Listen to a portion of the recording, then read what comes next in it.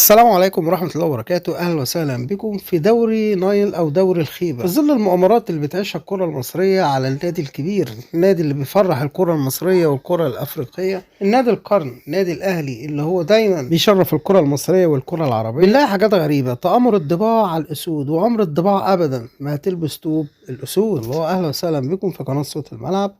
كلنا شفنا الأجواء اللي حصلت الفترة الأخيرة في مباراة الأهلي والزمالك، وشفنا طبعا اعتذار النادي الأهلي عن المباراة لسبب مهم جدا، اللي هو طلب إن هو قال أنا عايز حكام أجانب، وهم تجاهلوا الطلبات بتاعته رابطة الأندية واتحاد الكورة. وفي النهاية رابطة الأندية طلعت بتصريح الخيبة، وطلعت وقالت الأهلي يخسر 3 نقط ويتحمل كل الخسائر المادية وكل أجواء المباراة اللي هي كانت المفروض هتتلعب يوم الثلاث. الشيء الكوميدي في الموضوع إن الأهلي ما طلب حكام أجانب، ما هو عليه وعلى الزمالك.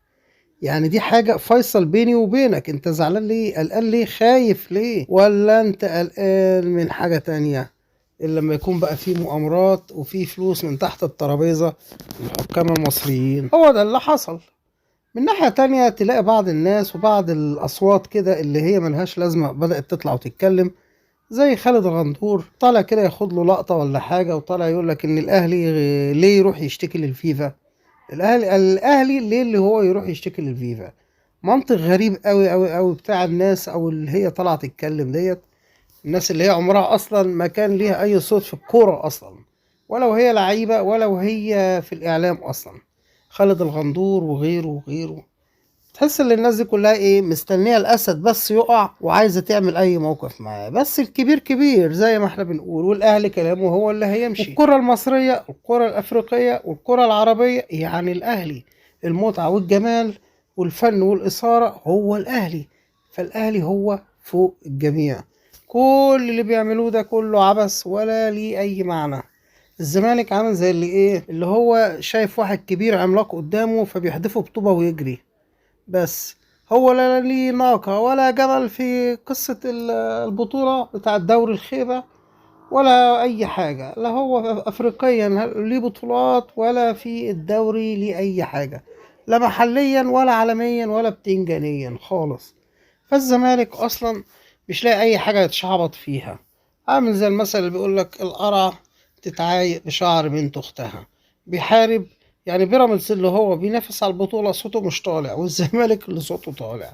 منطق غريب ومنطق يكسف، والزمالك المفروض يتكسف من نفسه على خيبته. الكلام المنطقي والفعلي اللي الأهلي هيعمله إن شاء الله، اللي هو مجهز خطاب رسمي إن هو فعلا طلب ومن اتحاد الكرة ورابطة الأندية بحكام أجانب، وهم تجاهلوا طلبه. فهو عنده الدافع القوي للمؤامرات كمان اللي هي تمت الفترات الأخيرة في البطولة في دوري الخيبة أو دوري النايل. فالأهلي عنده دفاع قوي جدا للي هم عملوه.